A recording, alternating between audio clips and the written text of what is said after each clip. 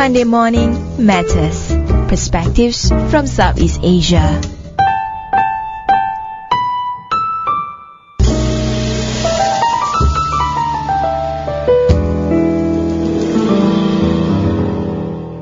Hi, this is Arlene. Good morning, this is Grace. And of course, you are with us on our second segment, Monday Morning Matters. So, about ASEAN, what are we going to discuss today? We are discuss about something, it's not really positive, but we would love to analyze on elections throughout the Southeast Asia regions. Yeah, when you talk about elections, it's the pinnacle of democracy.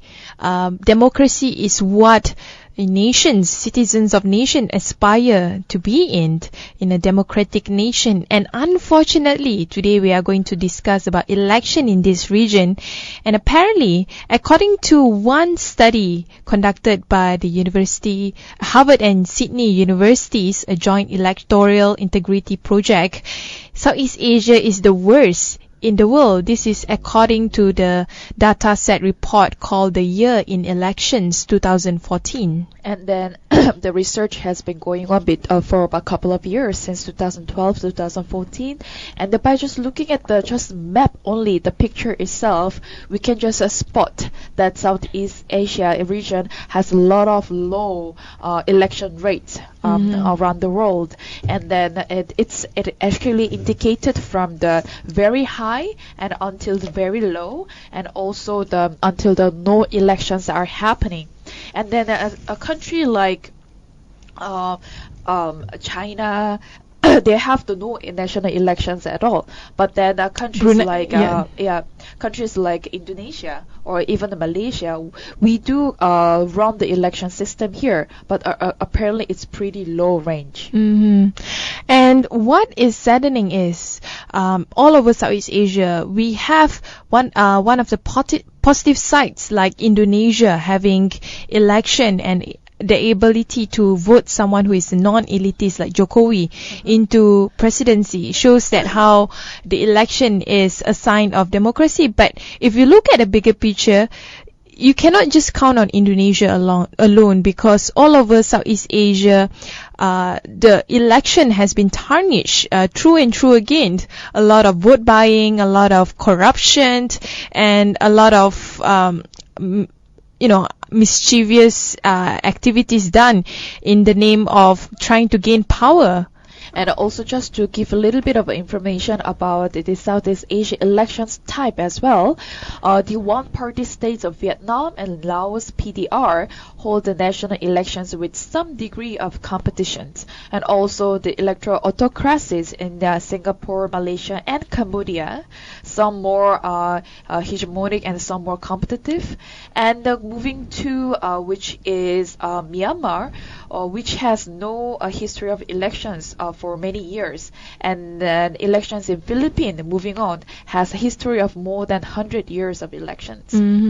So there are so many variety of electoral system in all over Southeast Asia.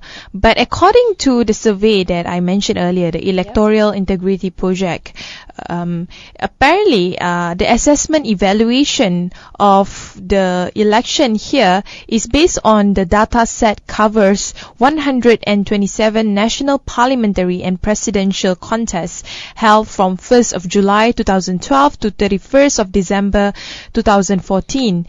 And this is based, they actually is a worldwide assessment, but when they narrow it down the scope to Southeast Asia, we are actually not, be able to up to the average number of to be considered as good enough in terms of democracy. And of course, it's not good enough because a lot of countries, in fact, they have reformed its government system as well. And then some are holding and also remaining in the position for a long time, which, like you mentioned, it definitely leads to corruptions after all. So that actually lessens the people's choice when it comes to elections.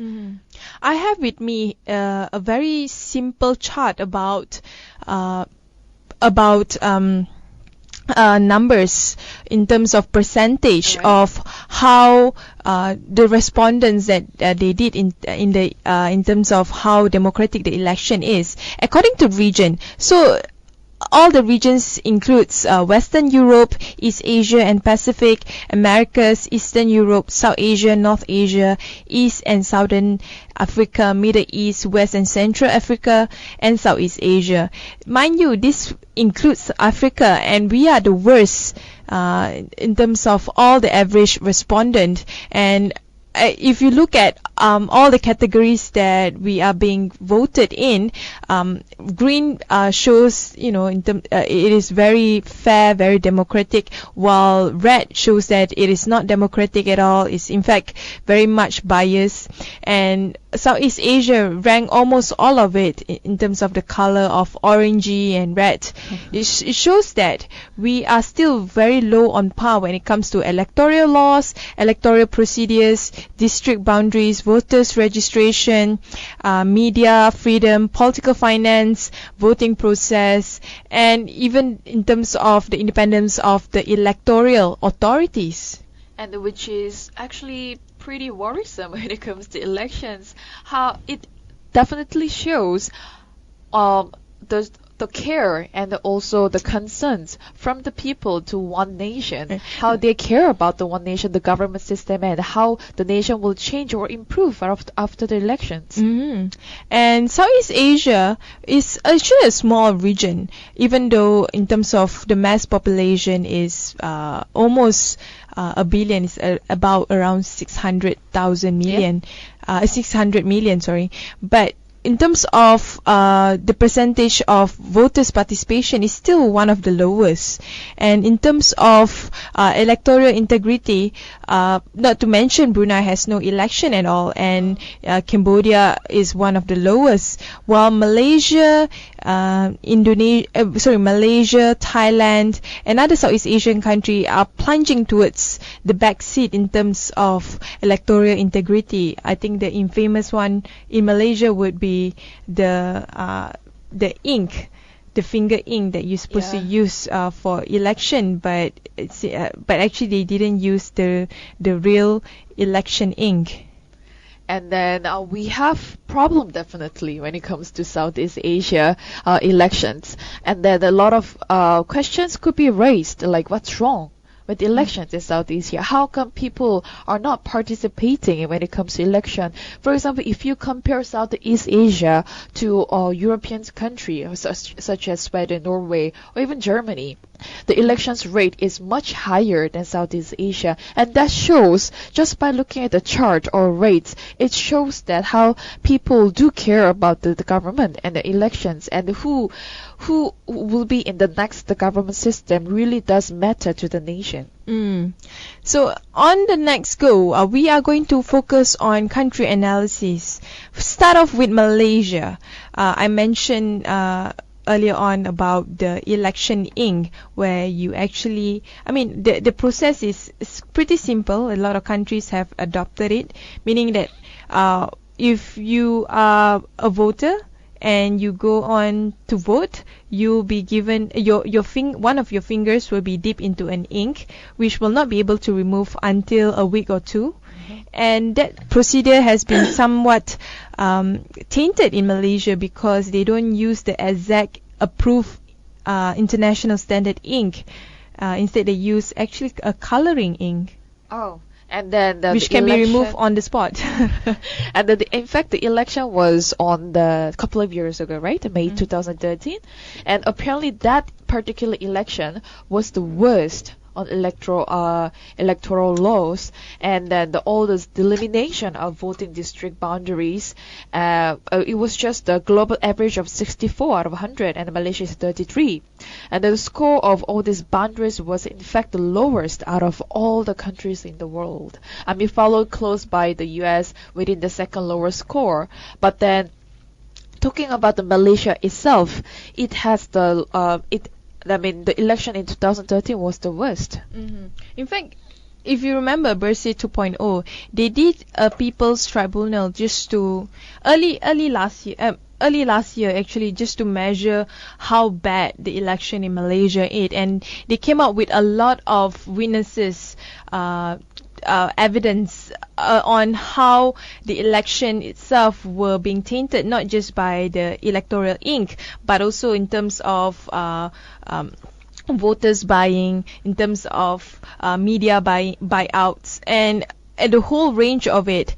In fact, in Malaysia, if different demographic, they have different influence in terms of media influence. For example, if you live in the rural area, you have very little internet connection, which means that you will be fed with a lot of misinformation by the mainstream media, by the government in particular, and if you look at the result as a whole, a lot of the vote buying happens in the rural area, especially in areas like Sabah and Sarawak, where people are being plugged with high social income inequality.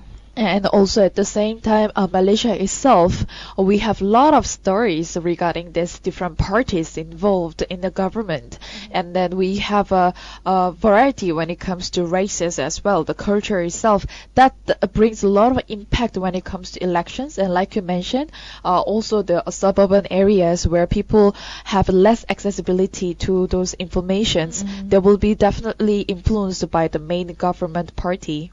And the opposition are being crippled, and in this case with Anwar Ibrahim recent court verdict, where he's being accused of sodomizing Saiful, one of his former young subordinates. And what is really astounding is the government seems to be very strong in terms of its stance to cripple opposition party, but it's not being able to do so as strongly as the former president Tun Mahathir. The former Prime Minister Tun Mahathir. And then this particular incident has been really dragged for longest time, and the opposition leader Anwar Ibrahim being in the jail right now has brought another impact to the nation, and a lot of questions are raised from there whether the opposition party will ever be able to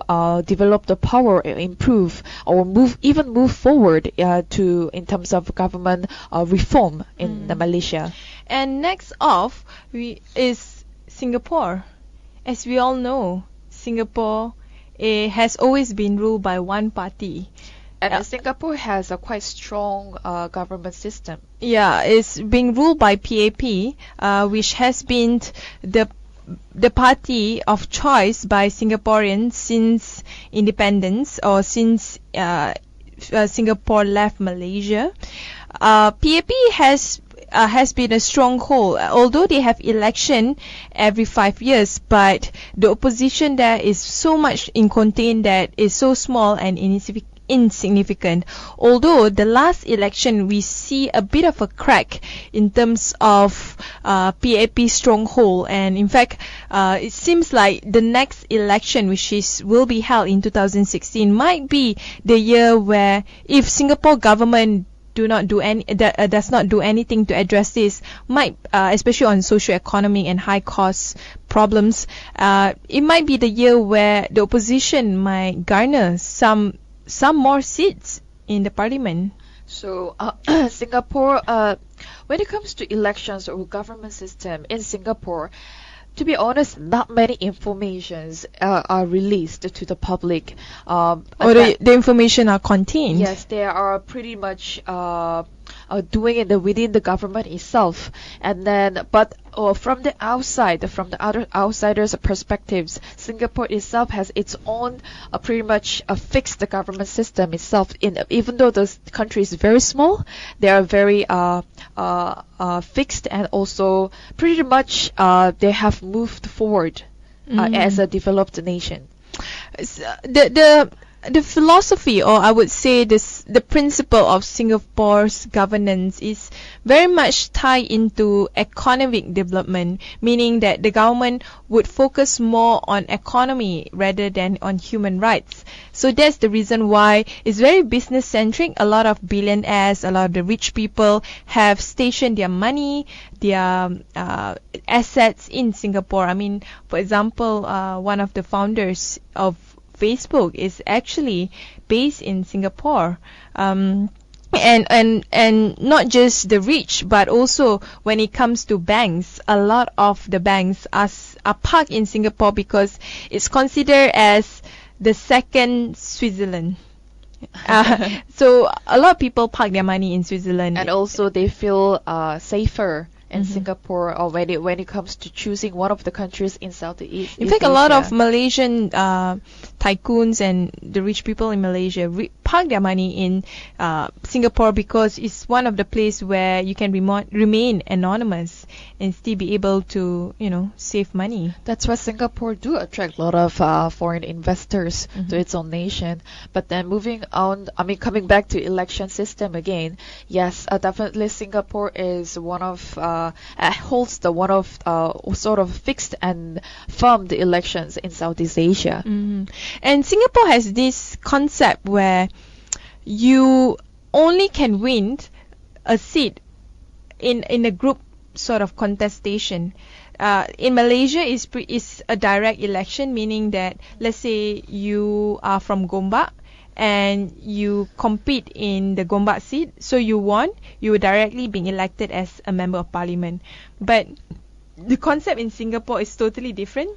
It's actually a group. So let's say you won your seat, but your friend didn't win his seat, and there are 5 people within a group. So if in your team only 3 people win, or only 2 people win, let's say only 2 people win and the other 3 loses, that means the whole of the team will be excluded from the being elected as the member of parliament. So they play by groups itself, not as individuals. So perhaps it's the system itself that makes the government even firmer by having the group elections. And one of the group must be a non-Chinese or a minority in this case. It's either Malay or Indian. So that's the unique part of Singapore's election. I'm not sure how different it is in terms of Singapore's election and the rest of Southeast Asia, and also maybe South Korea. South Korea is, well, perhaps the countries that you can also talk about, but then we have so many other countries in the ASEAN and Southeast Asia itself. And from Singapore, we move to Indonesia. Of course, Indonesia has been the election everyone was talking about last year, and everyone was rooting for Joko Widodo. In fact, against Prabowo Subianto, definitely, and he won. And he was the first non-elite coming from a very ordinary background, a former Jakarta governor that won the presidency of Indonesia. And in 7 out of 11 stages of the electoral cycle, Indonesia achieved the highest score among Southeast Asian countries, and that includes the year elections as well. And the presidential election was ranked 51st in the world, while legislative polls were ranked slightly worse at 82. And this is actually mainly due to the money politics. So independent organizations reporting over around 30% of observed polling places in 25 provinces. And when it comes to Indonesia election, I mean, you described it nicely in terms of the system itself, how significant it is and how widely contested it is in terms of Indonesia's election. As we all know, in Indonesia, it has the smallest election, which is the election of your in Malay would be Ketua Kampung or your head of village, to the largest one would be the president. But the problem is, since end of last year, Subianto's, which is unfortunately he's the opposition party, and the whole of parliament system or Congress of Indonesia is filled with the opposition member of parliament, and to them, or congressmen, to them that they already abolished the regional election. So all election is actually mostly a federal sort of election or republic elections. Those regional leaders are being appointed instead. So this actually is a one step backward in terms of Indonesia's electoral success. And also under Indonesia's the multi-party system, no one party has yet been able to secure on the outright victory. Parties have needed to work together in this coalition government. Just the same as Malaysia, coalition Exactly. government.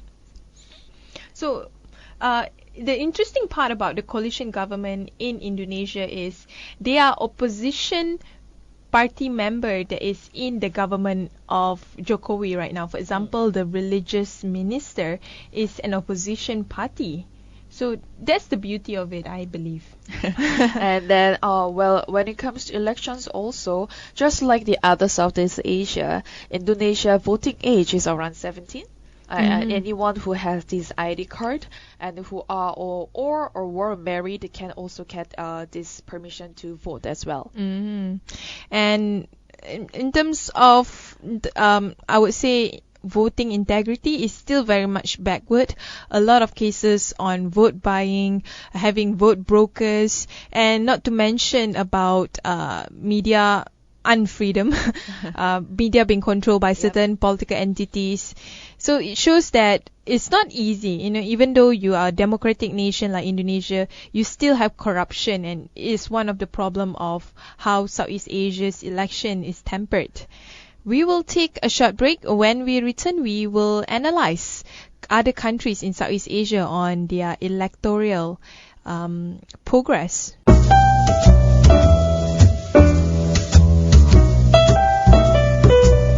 Monday Morning Matters. Perspectives from Southeast Asia.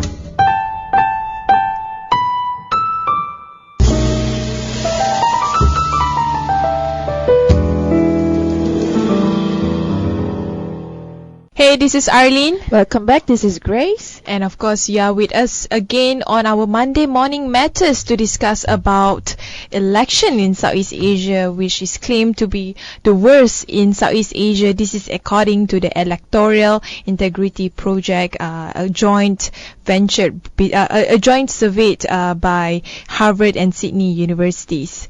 So to continue our country analysis, we go to what country? Perhaps Thailand. we'll go for Thailand, yes. Thailand, yeah. So Thailand, as we all know, last year has been such a tumultuous year for the country because it has been infighting for a long while in terms of different factions of the political parties.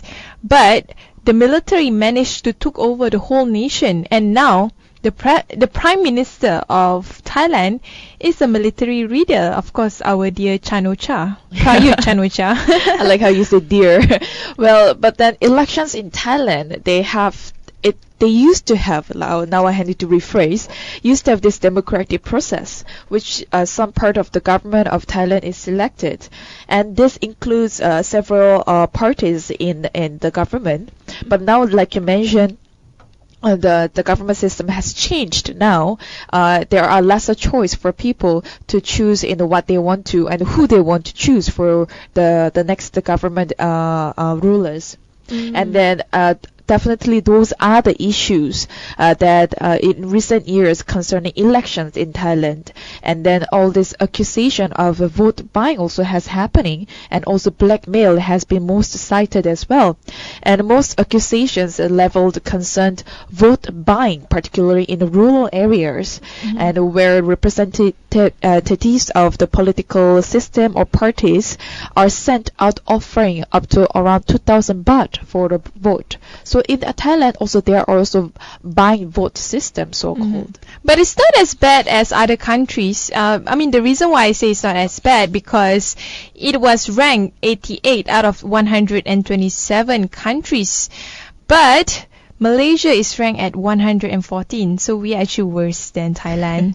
Even though we don't have a military prime minister, a lot of Thai people are actually unhappy with it, but they have to protest quietly. And then one of the protests is actually to raise the three fingers, like we see in the movie Hunger Games.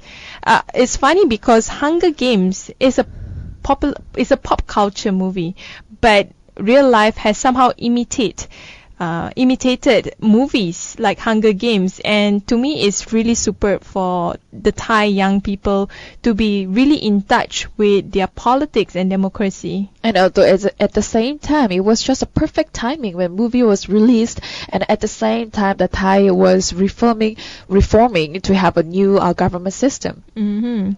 And for Thailand, as we all know, the military prime minister did promise for an election, but it could be delayed until 2016. So maybe we will not see an election in Thailand soon this year, but it will be somehow in the future. And this is actually not good for Thai democracy. It shows that the military is still unsure about, handing over power to the parties that is supposed to be voted by the people of Thai. And also at the same time, this militant government system is incredibly active to the people there, as much as the people are voicing out and being very vocal about the system itself. The government is just pushing forward to what they want to do and what they want to achieve out of all this. And I mean, it's not just in terms of Thai election that is concerning the world's community. Of course, we all know the monarchy in Thailand. They are the immune ones. They are above the law. We saw that late last year that he divorced his wife, and then he married a new one without even the consent of the wife. He just simply just throw her away out of the home just like that, which is quite saddening because the monarchy in Thailand, they can do whatever they want. They are not under any law at all, and the people cannot voice out because of the lèse majesté law that is implied in the scope of Thailand. And this is actually very scandalous worldwide, as a one system there above the government has lesser law that they can do whatever they want, and that they could be the example to the public itself. And then when people see what they are doing above, no matter whether they have an election system or not, it's just another concerning matter to the nation. And moving on from Thailand to another country, which country that concerns you the most when it comes to election? Now, in my mind, it's Myanmar. Of course, Myanmar. Who doesn't want to talk about Myanmar? The whole world is looking at Myanmar's transition from a military regime to a democratic one, which is totally the opposite of Thailand. Exactly. So we're talking about this, the country which is looking forward to moving forward. And looking forward to moving forward. I like that sentence. And then, in fact, there has been a few developments, and which was seen in the general election in 2010, and also they also holds a lot of parties, and also run by multi-party elections. And for Myanmar, it seems like the next election will be expected end of this year, which is in November, which is quite exciting because even Aung San Suu Kyi has been in and out of Naypyidaw trying to negotiate with the current military government on how best to transit towards a democratic regime. And even in the international community, for example, the US has been really eyeing closely, the same with China as well, on the development in Myanmar. And a lot of people have been talking about this sort of reforming in terms of government system in Myanmar, that who will be the next person to actually run the country itself. But there are a few concerns. In fact, a lot of the concern is in the structure of Myanmar's political system itself. For example, do you know that 25% of the seats in Myanmar are occupied by the military themselves? So how can you have a democratic nation when the military still have a larger say on how the policy reform would be? And that is something that people need to fight. And you're right there, because if the 25% of seats are occupied with a certain system there is a lesser freedom when it comes to choice of the elections. Mm-hmm. And secondly, there's still a lot of ethnic conflict happening all over Myanmar. Of course, the famous one that is happening right now is the Rohingya issue. One of the biggest concentration camp, mostly underreported by Western media, is right in our face in Rakhine State, where a lot of the Muslim Rohingya are starving to death and unable to be, to have a citizenship. They are considered an outsider in their own country. And not to mention a lot of ethnic conflict in different states, for example, Kachin, the northern Shan states, and of course our today's report about the Kokang area fighting with the army and also with the government of Myanmar, between the army and of the state itself and the government of Myanmar. So in a sense, there's just so many ethnic conflict. The constitution is very much following the constitution that was legislated by the military in 2008, and also 25 of the legislature seats are reserved for the military.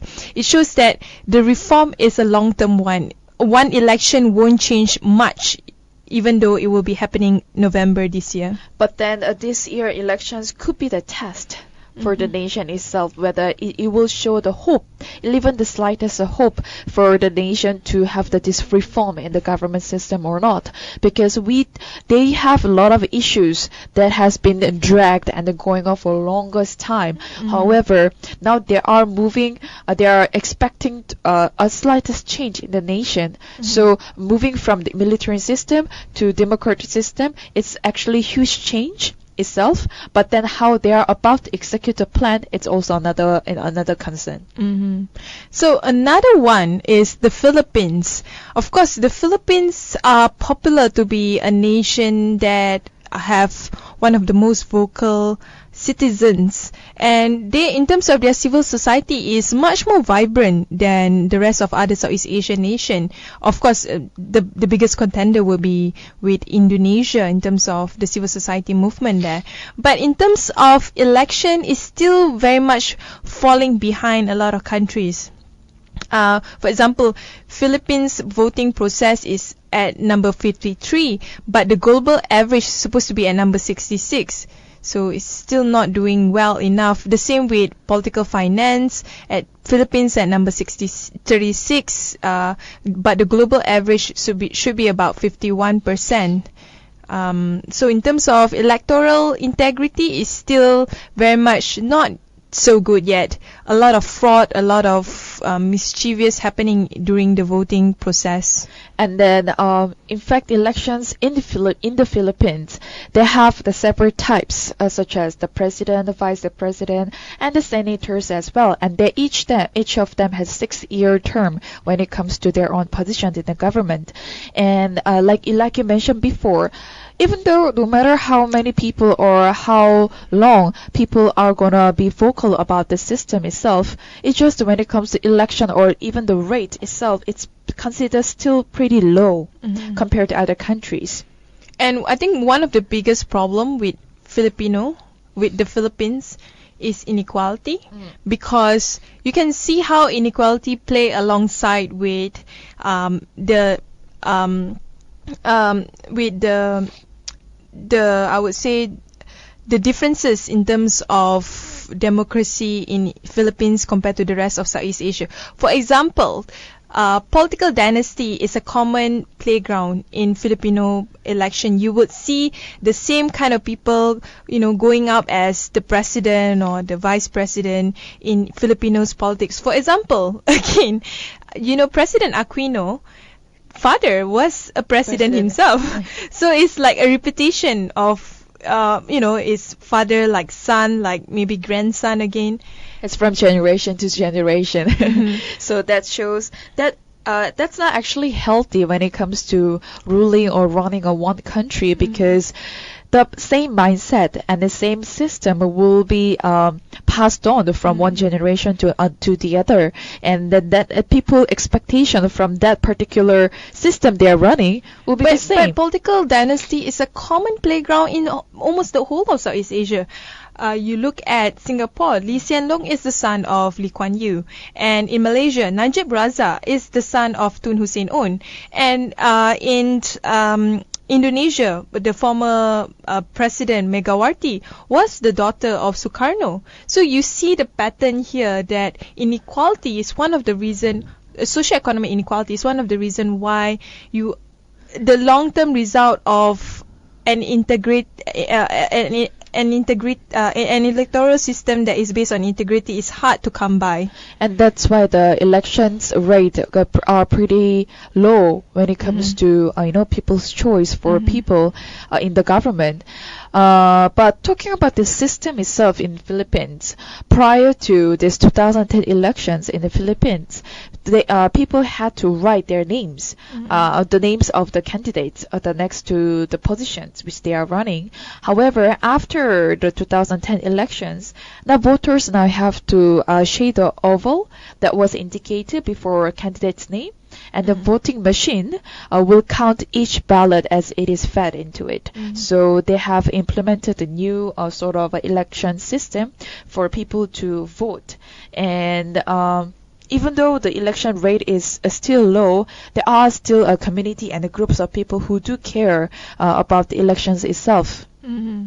So we will take another short break. When we return, we will analyze the remaining country, Vietnam, Laos, Brunei. And of course, we will discuss about what's the way forward to improve election and democracy in Southeast Asia.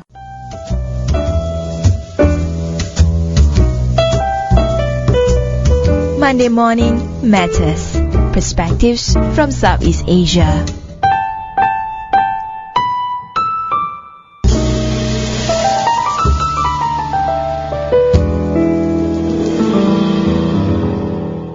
Hey, this is Arlene. Good morning, this is Grace. And of course, you are with us at our Monday Morning Matters to discuss about elections in Southeast Asia, which is considered one of the worst in the world according to a survey done by Harvard and Sydney universities on its electoral integrity project.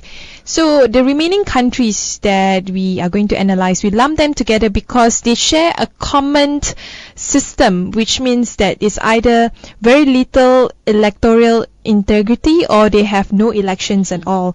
We are talking about Brunei, Laos, Vietnam and Cambodia. And then, like you mentioned before, Laos has just a single party state, just to give a little bit of information. And Vietnam is pretty run by this its own single party state as well. So Vietnam and Laos is pretty much the same. And Cambodia has no election there. It's absolute monarchy there. And so Cambodia?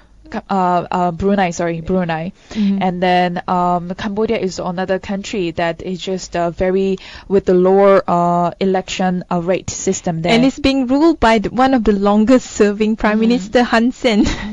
So it's kind of sad, but it's one of the reasons why the justification of electoral integrity being one of the lowest in the world is justified, because looking at, for example, Cambodia being ruled by the same person, Prime Minister Hun Sen, throughout the years, very few freedom in terms of freedom of expression, although they have quite good media freedom, but among the locals it's still very much crippled.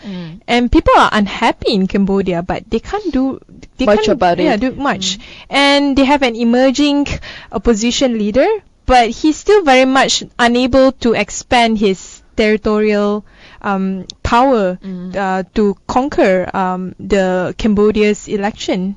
And then, in fact, not only Cambodia, but Laos, which just run by the single party, it actually shows that the nation is not moving forward. They just remain either same or it's just moving backward wise. And when it comes to Brunei, I don't think we have anything much to talk about. Yeah. Their last parliamentary process was quite some time ago, probably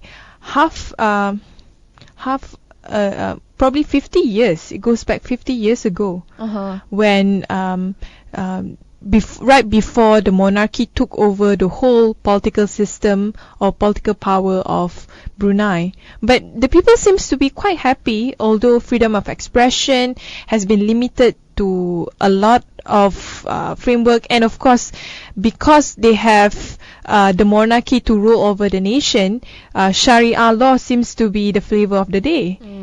But however, like we mentioned shortly before, when there is just one party or no elections going on in the one nation, it's hardly to see that the nation is moving forward. Yeah, it's definitely true with that. What about other countries like in Laos? Laos has always been seen as a very rural, agriculture-driven nation that is still very much a communistic nation that is being ruled by one party. And just as having the single system there, it gives a lot of just very poor perspectives to the nation, how it is run.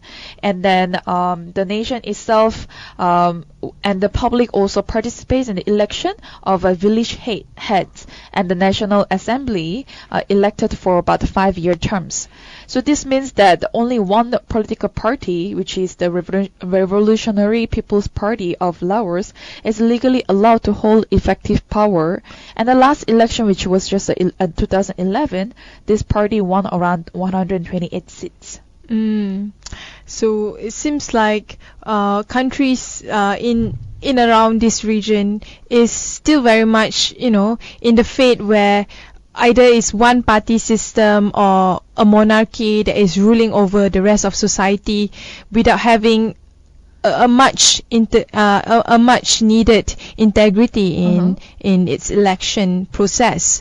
Vietnam is still the same as well. Competition is still very low, and it's very much being ruled by a one-party state that is very communistic.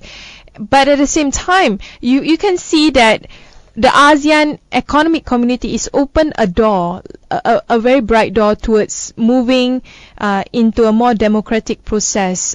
You see that Vietnam is trying to reform its country to be more competitive economically.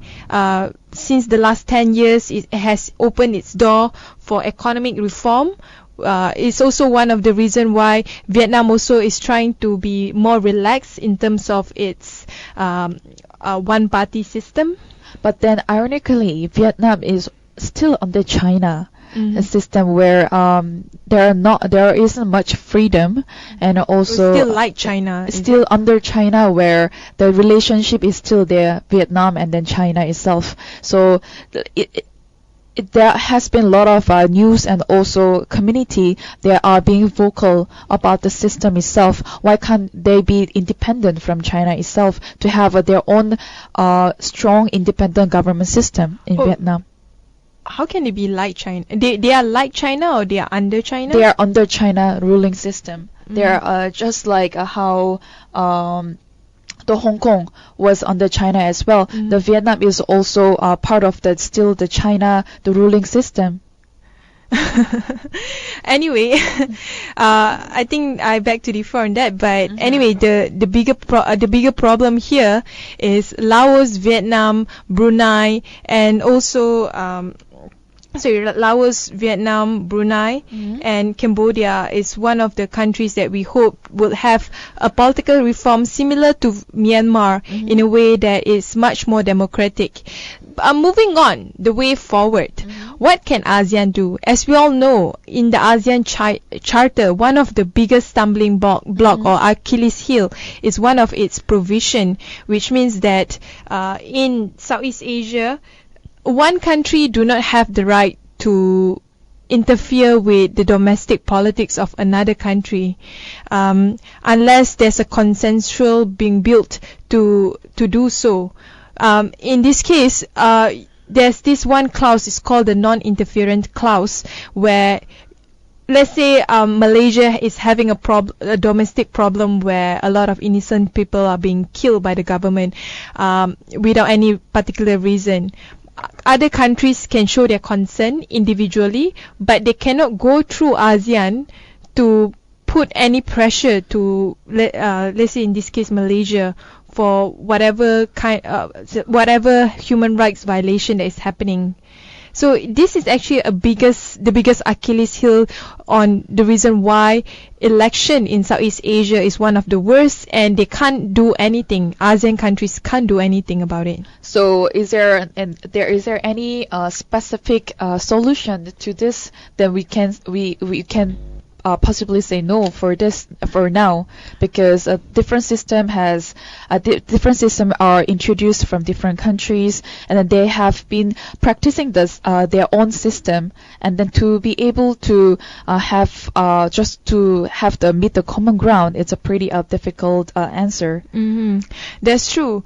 And in this case, in order for us to move forward, is to ensure that the ASEAN Charter to be reformed in a way that countries within Southeast Asia have the right to interfere with the domestic politics, as long as it's about preserving human rights. For example, electoral integrity, it should be one of the key, I would say, key provisions within Southeast Asia to ensure that countries are democratic if they want to be so.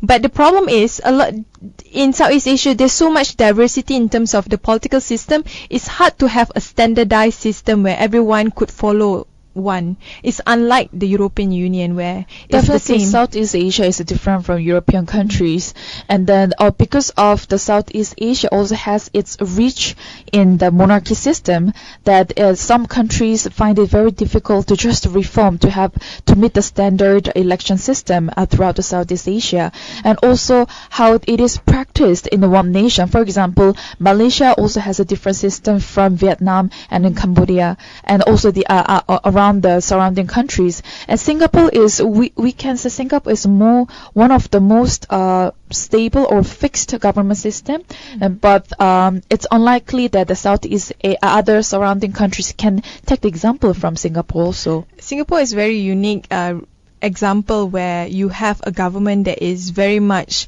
do not believe in democracy, but at the same time it has gone a long way in terms of economic progress.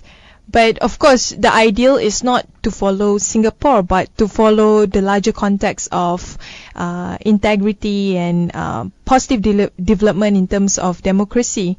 So one of the key area is to ensure that there's enough freedom of expression, especially in the media, and also in terms of to strengthen the civil society and to have more development, welfare development, development of the mindset of society. Education and healthcare is one of it. In terms of constitution, ensure that there's a focus on power sharing, because if you have two extremes that are unable to work together, and you can see that in Thailand before the military took over, you will have a failed state where nothing can be done on the political level.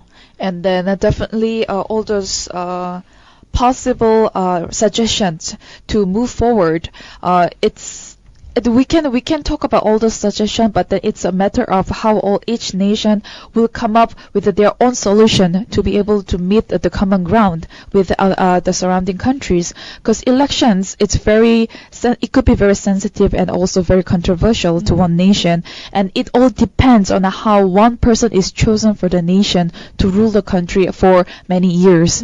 And then we talked about this, how one generation to generation the election is moved on. It's also another story when it comes to monarchy system in one nation. So at the end of the day, it's like you said, it's all about political will, and it's all about ensuring there's enough transparency and independence of not just the government, but also different system like the parliamentary system, the empowerment of the people, community, as well as the civil society. And that's all for our Monday Morning Matters.